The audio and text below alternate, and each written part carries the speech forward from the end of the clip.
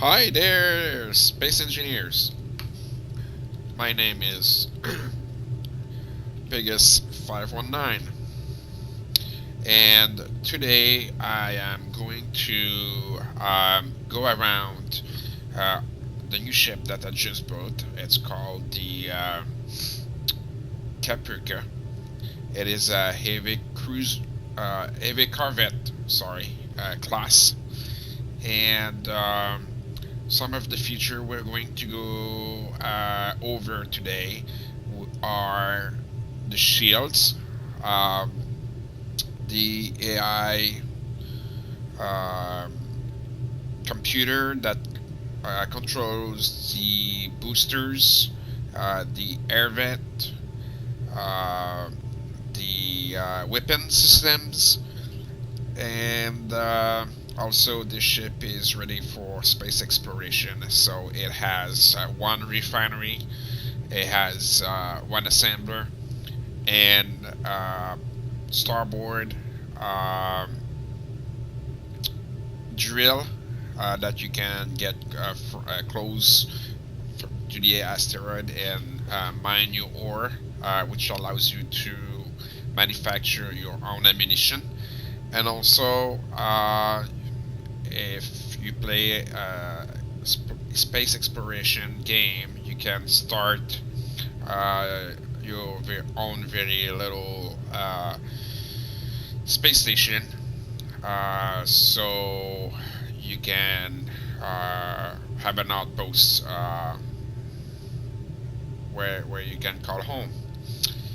Uh, so all this sounds good, and we're going to go ahead and showing you the ships. After showing you the ship, I will have a small video fly around the ship, just to show its features outside and inside. So let's go ahead and show you guys the inside of the Hangar Bay. This is located at the end, at the back side of the ship. Those two yellow doors are, of course, opening to the space outside. So here we got two launch bay or two bays, where one is deeper than the other. This is half deep, and this is a full block deep. And on this side, I used to have a utility ship that I used to carry ordnance around, because also I've designed torpedo system. So I was able to pick up the torpedo from this side and go outside and attach it to the hull. So another landing gear will hold it until I release it. But something happened to it. There is a bug right now in the game where neither the landing gear and the connector are holding up to whatever's connected to there, just drift. And I moved the ship around after I secured it onto the connector and the landing gear, and when I came back it was pulverized. There was nothing left. So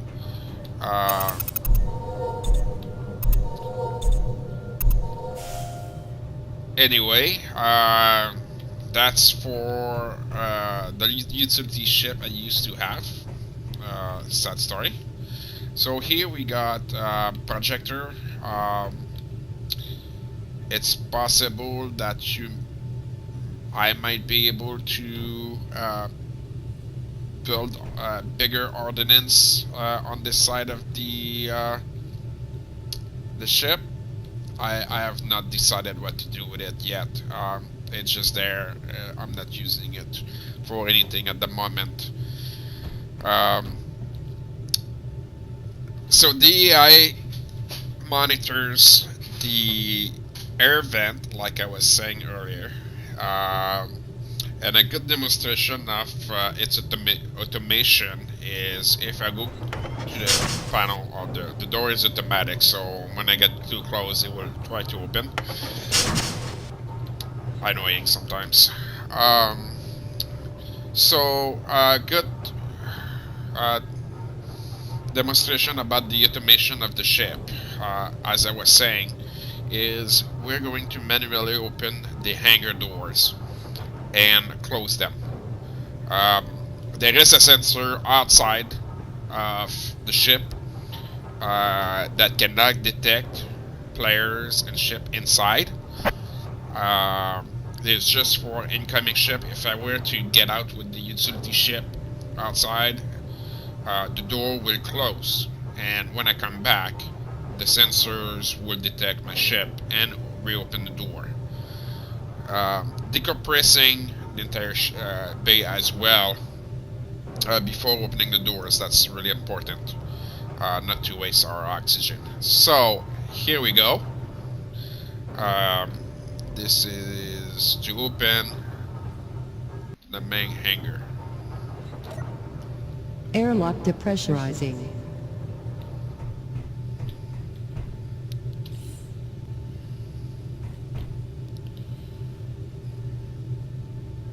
Section breached. Opening main hangar. It says section breach just because there is no more oxygen in the room, and it's assumed that if there is no oxygen, that there is a breach. We were in combat, there was damage, and the air escapes. Unfortunately, I do not have an audio for room depressurization complete, so it's got to say section breached. That's it was either that or life support offline, so I don't know. I just choose that one. So if we were to close the doors. Closing main hangar. Airlock activated. Commencing pressure equalization process. Please wait.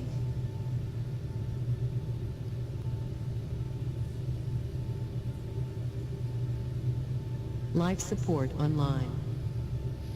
There we go. The cycle is not complete, and we have oxygen. We can remove our visor. So the AI does this, monitor the air in each one of the section of the ship. That is why I choose for section breached. So let's move on to the core. So this is just a corridor that goes from the hangar bay all the way to the bridge. We have on the right hand side the engine ring. The engine ring is not impressive. We got the vent for the oxygen in this room.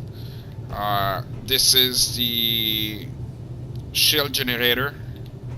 Of course, we got the nuclear reactor.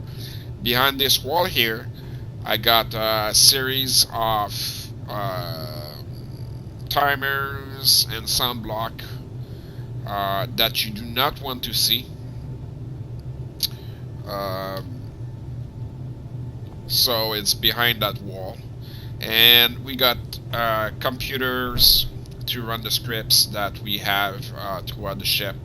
We got a small button here that will lower the stairs and put it back up, just to save space, I guess. So that's for engine ring. On this side here, we have the production room.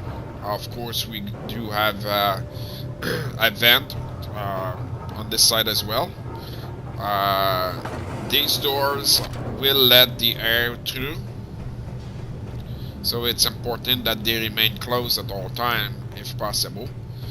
As you can hear, we got the refinery, and it's behind this door, and we got a Life nice support online. a nice access to fix the refinery if something goes wrong in there. It did say life support online because there was probably no oxygen in that room, and when I opened the door, it filled the room with oxygen, depleting this room temporarily with oxygen. So when it refilled back up, the AI detected that the air was optimal, and that's what it said, that the life support was online.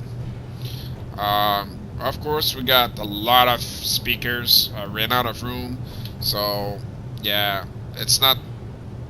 I don't like to see the speaker there, but at this point, I had no choice. This is the captain's shower. Somebody else can use it, but to the peril of its life. Up here, we got utility stuff. We got 2 showers here. We got another shower here, washer dryer. On this side here, we got stone crusher, which is going to extract a little bit of minerals out of the gravel. It is a nice way to get rid of stone, and also a nice way to get a little bit of extra minerals that you wouldn't get, and you don't get a lot, so it's not really cheating. It's really minimal what you get, but the whatever helps, right? When you're in the middle of space and all you got is stone. It's really nice to have. We have Moisturizer Extractor. It extracts the moisture out of the stone as well, which creates a little bit of ice for the oxygen processor. So it's nice to have that as well. So going over here. So all we did is we went through the on this side of the corridor, and here we got the assembler in the middle of the hallway, so you can access it, and build stuff that you want to build. This is the captain's room. It's really nothing fancy. Yeah. Nothing fancy. A plant, carpet, a TV, basic to get you comfy. Here we got. I should put a button somewhere, but here we got a window.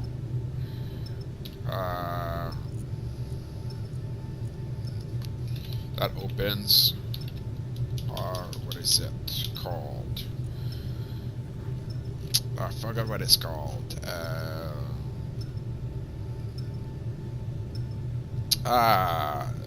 Yes. Shutters. This is the one with the glass. So you can open it, see what's going on the bridge. Yeah. So here's the bridge. On this side here, we got the damage report above, and then we got the oxygen report. Right now, all sections are pressurized and with 100% of oxygen, and we got 92% of oxygen in the 1 oxygen tank we have in the ship. This is the co-pilot seat. The co-pilot has access to the power information.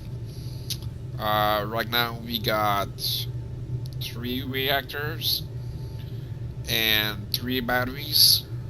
Batteries are 57%. We got a total of 301 megawatts, which is just about the enough amount of power you need when you use the boosters. We do have solar panels.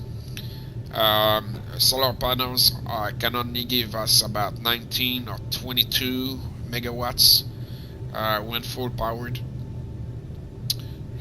but it's enough to recharge your batteries and survive if you run out of uranium for the reactors and the battery goes down. You got enough. You should have enough of solar power to run the basic on the ships, such as the refinery, the stone processors, and key system, and the assembler. You should have enough power to do all that. This is monitor screen that I use to debug my scripts. It will eventually have something useful to do instead of a number 4 displaying on there. Right now, number 4 signifies that it went through the checks. Each second there is the script runs and checks weapon system, and it just counted that there was 4 turrets that it counted and it's checked. Yes. So anyway, that's for that useless monitor. Of course, we do have a vent, shield indicator. The shield works. If we were to shoot the ship, that indicator will go down. It has a 1% indicator progress. So yes, you will see this run every second as well. So you will see this go down real time. When I'm sitting here, I can turn left and see it. So really good thing to have. Also, we do have the 3D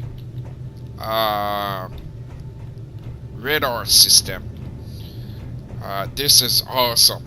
This is just awesome. I lift my hat to the modder that did this mod. I was looking for something like that, but this blew me out of water. On the seat here, the captain's seat, we have the settings for that, and you multiply the meters by 1,000, I think. Yes, by 1,000. So right now the setting is 9 kilometers around. It will detect stuff 9 kilometers around. Blue is friendly, red is enemy, and gray is neutral, such as asteroids. So right now I'm detecting that asteroid back there. There is a gray spot, which is the asteroid right here. Which is my base. So that's why you see a gray spot and a blue spot. On top of the flashing blue spot, that is me. And you can see there is a red spot there as well, and that's because on top there I do have captured a ship, and it's behind that asteroid, so that's why it's picked up on the radar right there. So those 2 dots here, it's probably those asteroid here, not there. If I look, it's just a bit below my horizon, which is what it is, right? So if this is ahead, it's on my horizon below left. This is ahead, this is horizon below left. This is that. If if I were to move the ship, this will ship toward the direction that I'm going against. So if I turn left, this dot will go right in front of me, just like the real thing would do. It is an awesome. It is an awesome. I just love that radar. And of course, you can augment and reduce the range. So if I reduce it, I'm gonna lose that asteroid because it went out of the range. Now I'm 6 kilometers away, 4 kilometers away. Now I lost the enemy contact behind me. That is 1 meter away. At 1 meter away, you can see that all the great stuff there is the asteroid in front of me, and it's composed of many little dots because of the resolution it's the radar is set on. So you can see very clearly that there is an enemy spot right there, and that's the ship that is on top I was talking about, behind the asteroid, so my guns does not shoot it. So that's for the 3D radar. Here we got computer system that just runs those scripts. Yes. So if I were to set the radar back to 9 kilometers detection, I see an enemy right behind me. I don't know what happened here. Oh, okay, sorry. I hit the G screen, and that's because the first time I load it, it's gonna take a second for it to come on the screen. Here we go. Only happened once. After that, it's quite fast. So anyway, I was saying that behind me there seems to be a red enemy dot that does not move. It's on my left side if I look forward. So we're going to use the boosters to try to see what is that contact. So I'm going to do 180 degrees around. I am not going to see this on my screen, not on my screen, but in front of me. So maybe I will see something flashing, a small dot. I'm not sure. So I just want to make sure that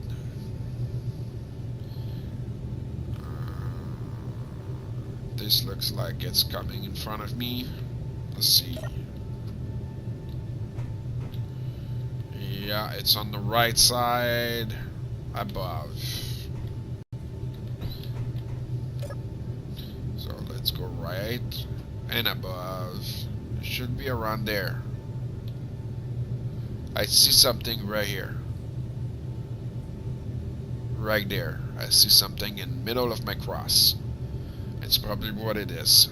So I got the cross on it. It should be dead ahead.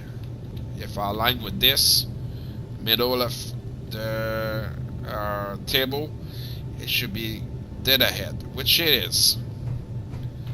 So if I run my boosters, I will go just below. I don't want to ram it.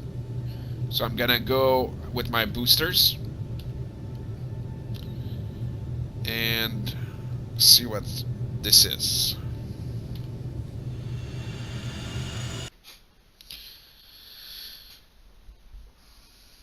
So now what it's doing, it's charging the boosters. We are not moving.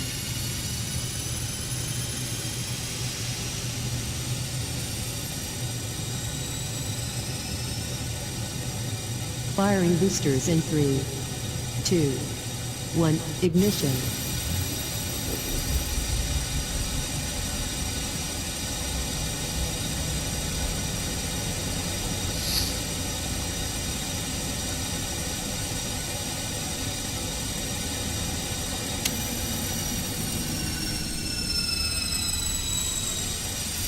So we see the dot is right above my crosshair, and we should be coming closer to it on our radar.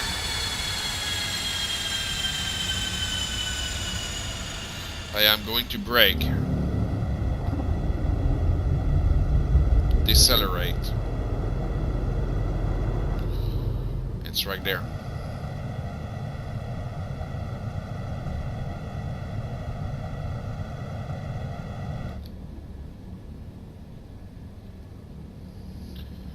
This must be a drone that was attacking me earlier when the pirate came along and tried to attack me. That wasn't a happy ending for them.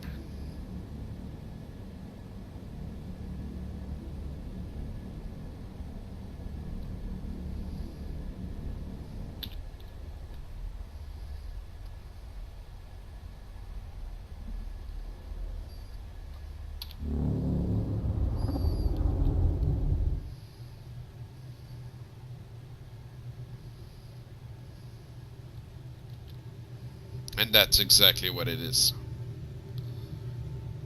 It's a remain of one of the drones that attacked me earlier. So you can see how accurate is the radar that spins on top of the ship right here.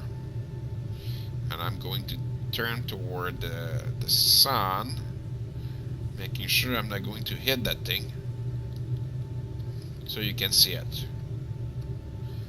So this is the radar that gives me the 3D holographic representation in my ship. It is awesome. I love it. So having a look to the ship, so I got 51-inch cannon on top. That's the main deck gun that I have.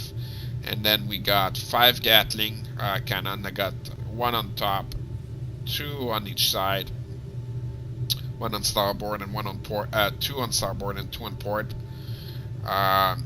The big boosters in the back on each side, here and here. These are the things that fired up to get us going at 100 meters per second. The loud thing that you just heard. That was it. And of course we do have our solar panels on the side, on the top, and below to whichever position we're facing the sun. We're always gonna have 2 solar panels facing the sun, which helps with power consumption. We do have a spotlight on the side for the 3 drills that I got here. It's mounted on a piston, so it does extend. In the front here we got the antenna, and we got the bridge. I'm sitting right here. Hello.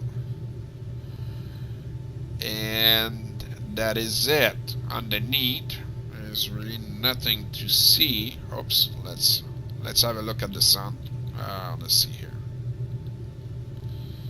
Let's look underneath with the sun so we can see something. It's no, nothing really to see. It's the bottom of the ship.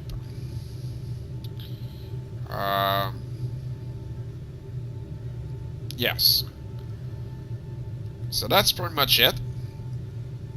These are the books of the systems that I have. When I do turn on the weapon systems, the AI monitors that as well, as I said earlier. So the logic here is we got that Gatling guns, and we do have missile turrets. If one of the 2 systems are on, the AI will say that the weapon system is online. If both are off, the system will say that the weapon system is offline.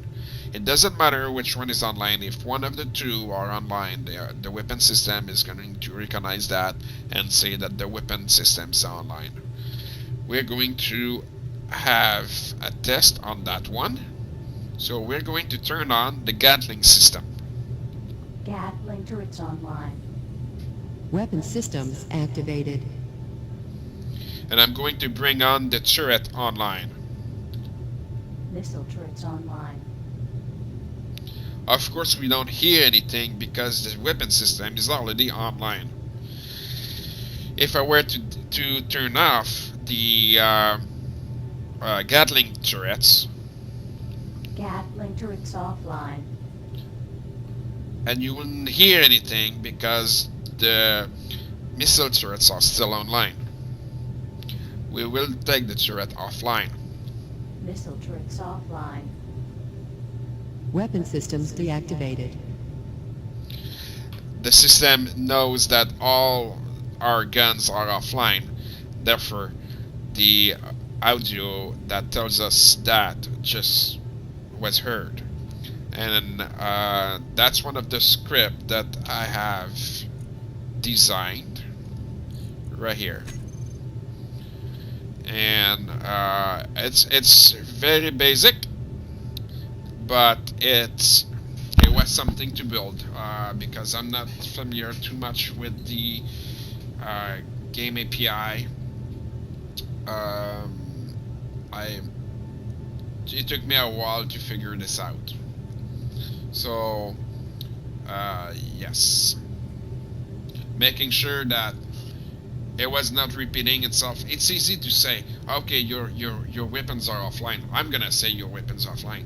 But if you don't, if you just have a dummy check like that, what you're gonna hear is weapon system offline, weapon system offline, weapon system offline. And when you turn on your turret, it's gonna say infinitely weapon system online and weapon system online, and it's gonna be fairly boring and annoying fairly quickly.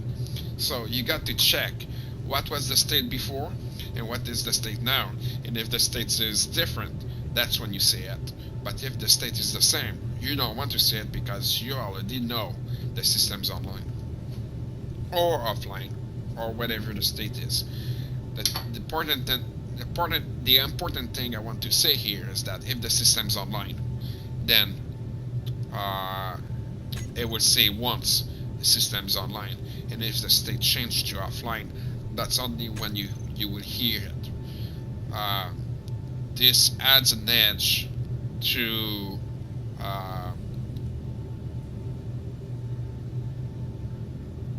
how immersive this computer AI is. Now I got the mining carriage in front of me on the port side above my horizon, and just to verify that, this is exactly what I got on the 3D radar, and that one's moving because that thing's moving. So here I am in the middle. It's on the port side above my horizon. Just like I said, this is this,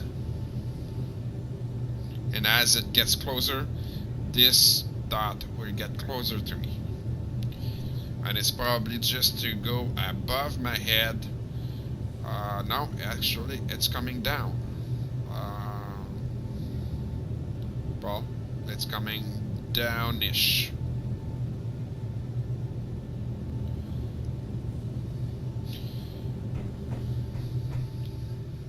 This is gonna travel in front of me above my head, and that's what this is doing.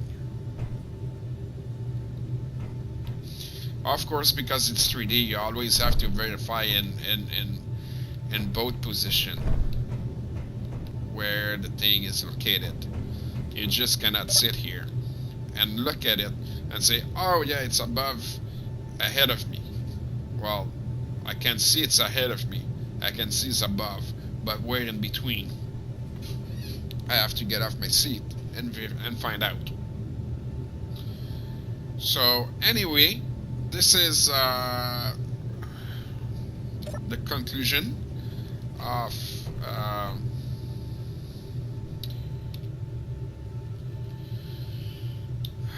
this is the conclusion of our video, and thank you for watching, and I will see you around.